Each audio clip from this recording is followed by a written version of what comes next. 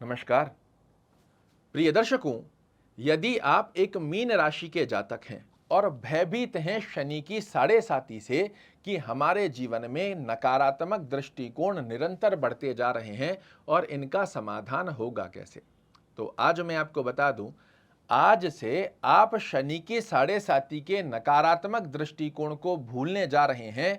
100% लिख कर रख लीजिए। अब आपको शनि के साढ़े साती का नकारात्मक दृष्टिकोण शून्य मात्र में भी नहीं देखने को मिलेगा। ऐसा मैं क्यों कह रहा हूं, उसका प्रमुख कारण है कि आपकी कुंडली का सर्वशक्तिशाली ग्रह अब पूर्ण फॉर्म में आ चुका है, 100 गुना शक्तिशाली हो चुका है। और ये वो ग्रह है जो आपकी कुंडली में 90% की सकारात्मक दृष्टिकोण को अपने हाथ में होल्ड रखते हैं। जी हां, हम चर्चा कर रहे हैं देवगुरु बृहस्पति के राशि परिवर्तन की। पिछले 13 महीनों से देवगुरु बृहस्पति आपके पराक्रम भाव में बैठे हैं। इस स्थान पर देवगुरु बृहस्पति अपनी शक्तियों को खो देते हैं, किंतु आज से देवगुरु बृहस्पति आपके चतुर्थ भाव में आ गए हैं। और दो केंद्र के स्वामी होकर केंद्र में आना, ये अपने आप में 100 गुना ग्रह का बल बढ़ा देता है। और इस स्थिति को अब आप अपने जीवन में देखोगे, इसमें किसी प्रकार का किंतु परंतु है ही नहीं। पिछले समय में आपने देखा, मेहनत कर रहे हो, रिजल्ट नहीं आ रहे हैं, हर कार्य में रुकावटें देखने को मिल रही है। एक्सपेक्टेशन की स्थितियों में कोई भी कार्य हमको लग रहा है अब तो ये हो ही जाएगा, और फिर उसमें आपने रुकावटें देखी। लक फैक्टर की स्थिति को कमजोर होते हुए देखा। अर्निंग सोर्सेज जितने आप डिजर्व करते हो वो स्थितियां अब आपके सामने नहीं बनकर आ पा रही थी, किंतु अब देवगुरु बृहस्पति केंद्र के स्वामी होकर केंद्र भाव में प्रवेश कर चुके हैं। अब सभी मीन राशि के जातक देखेंगे देवगुरु बृहस्पति का जलवा। क्या क्या बड़े परिवर्तन देखने को मिलेंगे, तो अचानक से देखिएगा, मेहनत के परिपूर्णता से रिजल्ट बनकर आना चालू हो जाएंगे। लक फैक्टर कूट कूट कर आपके सामने आकर खड़ा होगा कि मैं आपके साथ खड़ा हूं, आप आगे बढ़िए। अर्निंग सोर्सेज में आपको वृद्धि होना तय है, इसमें किसी प्रकार का कोई संकोच नहीं है। अचानक से जनता का सपोर्ट मिलना आपको प्रारंभ हो जाएगा। जनता में यश मान और प्रतिष्ठा की स्थिति आपको प्रारंभ हो जाएगी। भौतिक सुखों में वृद्धि की स्थिति पर किसी भी प्रकार से, चाहे भूमि भवन खरीदना चाह रहे हैं, बेचना चाह रहे हैं, नई कोई वाहन इत्यादि खरीदना चाह रहे हैं, देवगुरु बृहस्पति आगे से होकर आपकी झोली में डालने की दक्षता रखते हैं। और देखिए, आज हम देवगुरु बृहस्पति की आज से ही चर्चा कर रहे हैं, हम फ्यूचर प्रेडिक्ट नहीं कर रहे हैं कि जी 3 महीने पश्चात आपके जीवन में ऐसा होने वाला है। आज से क्या होगा, प्रत्यक्ष को प्रमाण की आवश्यकता होती नहीं है, रिजल्ट धीरे धीरे आज से ही आपको दिखना प्रारंभ होंगे। माता के स्वास्थ्य को पुष्ट कर देंगे। जीवन में चल रहे मानसिक तनाव, टेंशन, डिप्रेशन, कार्यों में रुकावटें, नेगेटिविटी जो बनी हुई थी, इसे जड़ से समाप्त करते हुए कर्म क्षेत्र में, चाहे आप जॉब कर रहे हैं चाहे व्यवसाय कर रहे हैं, दोनों ही गतिविधियां आपके लिए बेहद सुंदर स्वरूप में कार्य करती हुई पाई जाएगी। बहुत से मीन राशि के लोग ऐसे भी होंगे जिनके पास वर्तमान समय में जॉब नहीं है, जॉब सर्च कर रहे हैं, या फिर जिस स्थान पर जॉब कर रहे हैं वहां से अपने आप को एक स्टेप ऊपर ले जाकर कोई नई जॉब सर्च कर रहे हैं, उनके लिए आज से देवगुरु बृहस्पति का राशि परिवर्तन किसी वरदान से कम सिद्ध नहीं होगा। अगर आपके पास जॉब नहीं है, अपना सीवी तैयार कर लीजिए, अब आपको देवगुरु बृहस्पति घर पर नहीं बैठने देंगे। साथ में ही विदेश से बड़े अच्छे लाभ दिलाएंगे।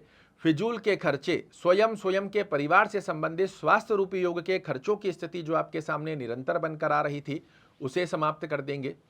आपके लिए दाम्पत्य जीवन की स्थितियों को बड़ा सुंदर स्वरूप में निर्मित करने जा रहे हैं। और सबसे बड़ी गतिविधि, नकारात्मक दृष्टिकोण से बाहर निकालकर आपके लग्न का जब शुद्धिकरण में लाभ देंगे, तो सकारात्मक दृष्टिकोण में आपके डिसीजन काबिले तारीफ होंगे। पिछले समय में जो नेगेटिविटी आपके इर्द गिर्द घूमकर आपकी थॉट्स को, आपके प्रोसेस को नेगेटिविटी की तरफ ले गई थी, ये अब सकारात्मकता के साथ में आपके लिए कार्य करते हुए पाए जाएंगे। बेहद सुंदर स्वरूप में देवगुरु बृहस्पति का ये राशि परिवर्तन 13 महीनों की अवधि के अंदर बहुत सुंदर स्वरूप में आपको रिजल्ट देने जा रहा है। शनि के साढ़े साती के नकारात्मक दृष्टिकोण को आप आज से ही भूलने जा रहे हो। इस नेगेटिविटी को हटाकर सकारात्मक दृष्टिकोण से समय का सदुपयोग कीजिए। आपके जीवन में 90% के बड़े बदलाव लाने की दक्षता देवगुरु बृहस्पति रखते हैं। कार्य हमें ही करने होते हैं। अब आप देखिएगा, जो कार्य आप करोगे इसमें सफलता का योग बनता जाएगा। सफलता जब व्यक्ति को मिलती है तो सेल्फ कॉन्फिडेंस बढ़ता है, डिसीजन की स्थितियां अच्छी बनती है और अपने आप से चीजें नॉर्मल हो जाती हैं। किंतु अब एक प्रश्न और बनता है कि क्या सभी मीन राशि वाले जातकों के लिए देवगुरु बृहस्पति का यह समान फल रहने वाला है? तो शास्त्र कहता है नहीं, ऐसा संभव नहीं है। क्योंकि जिस भी ग्रह का आप फलादेश सुन रहे हो, उस ग्रह का आपकी कुंडली में एक अच्छे भाव में होना आवश्यक है। ऐसे में अपनी कुंडली खोल लीजिए और जो स्थिति मैं बता रहा हूं उस अवस्था को एक बार अपनी कुंडली में चेक कर लीजिए। यहां मैं आपको एक कुंडली भी दिखा रहा हूं, आप अपने पास में जो कुंडली है इसको खोल लीजिए। लग्न कुंडली से लग्न से 6वें 8वें 12वें घर में और जहां नंबर 10 लिखा हुआ है उस स्थान पर यदि देवगुरु बृहस्पति विराजित हैं तो ये आपके लिए शुभ फल नहीं दे पाते हैं, क्योंकि इन 4 स्थानों पर देवगुरु बृहस्पति को खुद को ही स्थान दोष लग जाता है। किंतु इन 4 स्थानों को छोड़कर देवगुरु बृहस्पति आपकी कुंडली में जहां कहीं भी विराजित हों, ये एक एक शब्द जो मैंने कहे हैं इनमें से एक भी शब्द यदि अधूरा रह जाए तो आप मुझे कहिएगा। बहुत सुंदर स्वरूप की स्थिति का योग आपके लिए निर्मित होने जा रहा है। क्या करें ताकि देवगुरु बृहस्पति का हमें मिले परिपूर्णता से आशीर्वाद? नित्य एक माला ओम गुरुवे नमः इस मंत्र का जाप करना बहुत अच्छा है। विष्णु सहस्त्र नाम का पाठ अगर करना संभव ना रहे तो इसे सुनिए जरूर से, सुनने मात्र से आपके लिए बड़े अच्छे लाभ निकल कर आते हैं। अगर आपकी कुंडली में देवगुरु बृहस्पति एक अच्छे भाव में विराजित हैं, आपको एक पुखराज धारण करना चाहिए, बहुत सुंदर स्वरूप में आपको लाभ निकल कर आते हुए पाए जाते हैं। फिर भी मेरा रिकमेंडेशन रहेगा किसी अच्छे विद्वान से अपनी कुंडली का एनालिसिस करवाने के पश्चात ही स्टोन धारण कीजिएगा। जाप पाठ कीजिए। गुरुवार के दिन सर्वाधिक मात्रा में पीली वस्तुओं का सेवन करना, खाना पहनना, आसपास के वातावरण में जितना ज़्यादा आप येलो को यूज़ करेंगे उतने सकारात्मक दृष्टिकोण आपके लिए निर्मित होते हुए पाए जाते हैं।